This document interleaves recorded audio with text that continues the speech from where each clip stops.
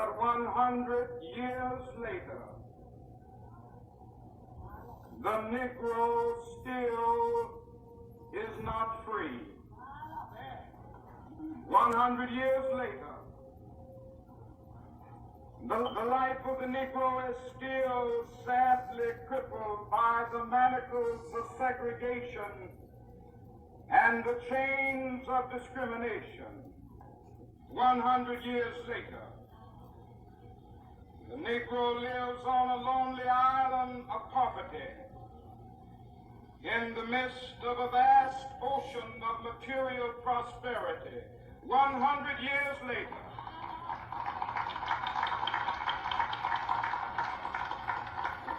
the Negro is still languished in the corners of American society and finds himself in exile in his own land. And so we've come here today, traumatized of shameful conditions. Hey, what's going on, everybody? What's going on, world? Thanks for tuning in again. This is the one and only, the original. Please make sure to like and subscribe. Today's video is called Disturbing Truth, Martin Luther King's Death. Credit is due to the great William F. Pepper and all that contributed. All are greatly appreciated. Let's get it. Now, considering how the government and the public education system lied and continues to lie about Martin Luther King's true death, I felt that it was only right and necessary to do my next video concerning this truth of Martin Luther King's death. Now, the majority of us were all taught that the cause of Martin Luther King's death was an assassination. An assassin by the name of James Earl Ray that supposedly fired a single shot that caused severe wounds to the lower right side of his face, which took place on the balcony at the Lorraine Hotel in Memphis, Tennessee. Today's video, I will be showing you how this was a false narrative concerning Martin Luther King's death and how Martin Luther King Jr. really died. Now, many of us were taught that he was assassinated, but the truth is he survived the shot. And that was not the cause of his death. So who is William F. Pepper? When the dust had settled, King had been shot and a cleanup operation was in motion. James Earl Ray was framed. The crime scene was destroyed and witnesses were killed. It will take William F. Pepper, attorney and friend of King, 30 years to get to the bottom of a conspiracy that changed the course of American history. In 1999, the King family, represented by the author, brought a civil action lawsuit against Lloyd Jowers and other co-conspirators. 70 witnesses set out the details of a plot that involved J. Edgar Hoover and the FBI, Richard Helms and the CIA, the U.S. military, the Memphis police, and organized crime. The jury took an hour to find for the King family.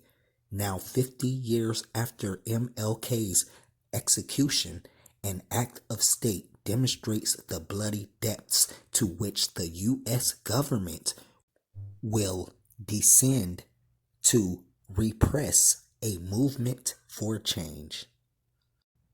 So who was William F. Pepper?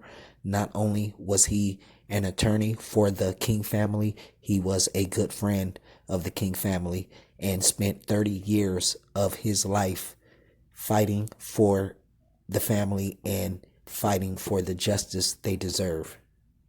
William F. Pepper also wrote several books about the truth behind Martin Luther King's death.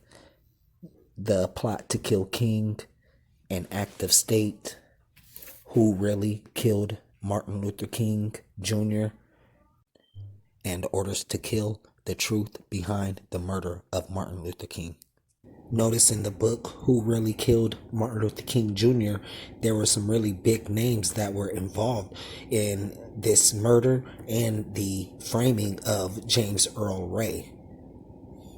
President Lyndon B. Johnson and FBI Director J. Edgar Hoover were also involved. What we're looking at here is the court case in the matter of Coretta Scott King versus Lloyd Jowers.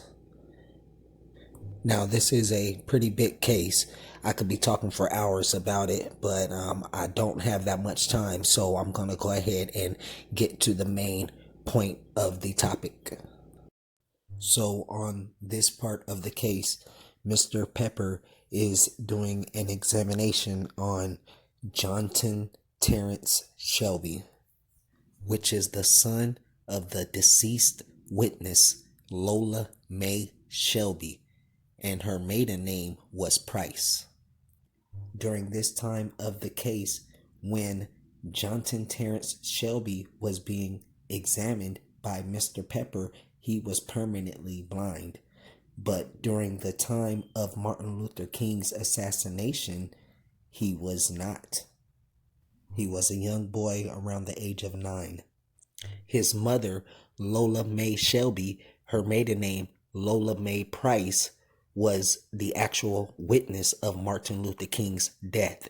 She worked as a surgical aide at St. Joseph's Hospital, the same hospital Martin Luther King was transported to after he was shot in the face.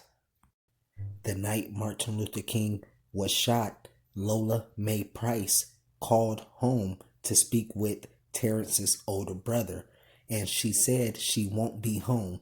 She got to stay. They won't let her come home. Everybody that was on that shift that night had to stay overnight. That was it. No more phone calls. The next morning, around 11 o'clock, when Lola Mae Price arrived home, she gathered her family and sat down in the front room and told them she had to tell them something. She said, "They killed him." She just kept saying, "They killed him." She said it was low down and dirty. She said she couldn't believe they was that low down and how they mistreated him. During the time of the examination, Mr. Pepper asked Terrence, how did she describe what went on, the mistreatment, and what they did? What did she say? Well, they had brought him in. There was this gurney, I guess a gurney, and she said there was blood all over. She was talking about how this side of his face from here, his chin, bottom chin, and part of his neck, and the shoulder, part of that was just blown away. She said they went to working on him and said somebody was saying they found a slight pulse. And that's when the man walked in the door and said, "Everybody stop working. I mean, you all stop. Let that nigger die." During the examination, Mr. Pepper asked Terrence, "So somebody walked in the room? Was that Dr. Breen Bland?" Terrence replied, "She didn't call no name. She just said it was the head of surgery. She knew that person." Yes, the head of surgery said, "Stop working on that nigger and let him die." Mr. Pepper asked Terrence, "And who was with him?" Terrence responded, when he walked in there was 2 guys with suits on. I can't tell you what color because she didn't say what color suits they had on. She said state troopers came in there with their rifles and there was 2 outside. Mr. Pepper asked Terrence, "So 2 state troopers came in with rifles after the head of surgery said, 'Stop working on that nigger and let him die'? What did he say after that? What happened after that?" Terrence responded, "The head of surgery ordered everyone to get out and threw everyone out." Terrence's mother, Lola Mae Price, the witness, was also one of the people who had to get out, one of the last people to hit that door. Mr. Pepper asked Terrence, one of the last people, what did she hear or notice as she was leaving? Terrence responded, hawking, like getting ready to spit. Chew. She looked back and saw them spit. She didn't see them pull the air tube out. She heard it. She saw them spit. The first guy spit. That's when she heard them hawking, and the other guy spit. Mr. Pepper asked, "They were spitting on the body?" Terrence responded, "Yes." Mr. Pepper asked, "And the breathing tube had been removed?"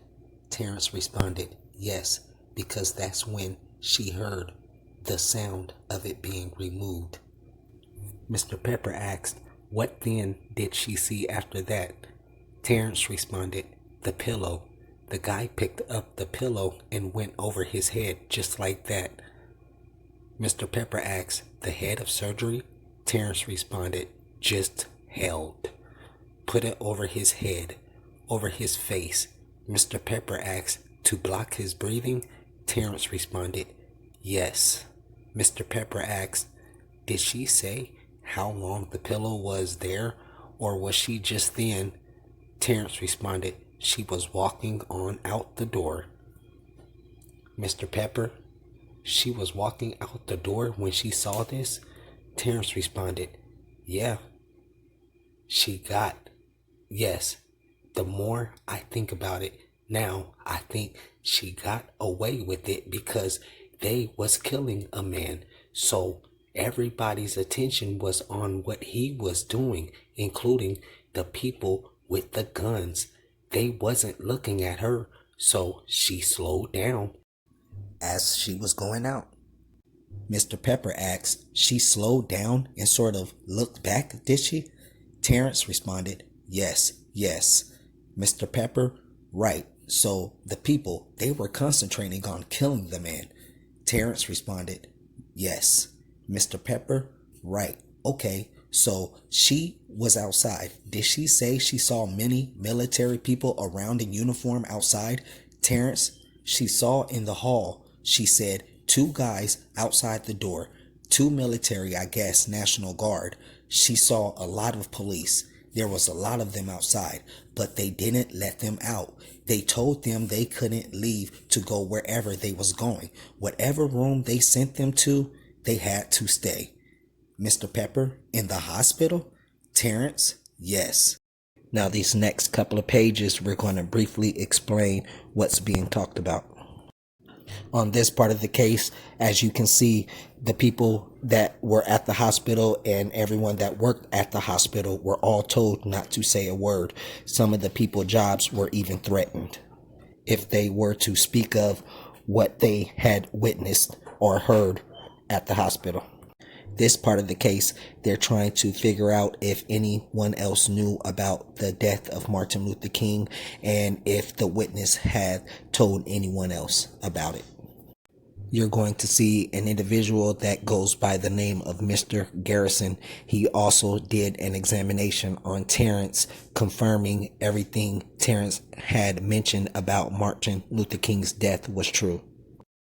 On this last part of the case, they were trying to figure out if any of the doctors had ever acknowledged the incident that took place at the hospital, or if any of the doctors had ever been confronted about the incident that took place. We have now reached the end of the video. If you are still watching, that means you now know the untold truth of Martin Luther King's death. Thank you for watching. Thank you for tuning in. Please make sure to like and subscribe. This is the one and only, the original.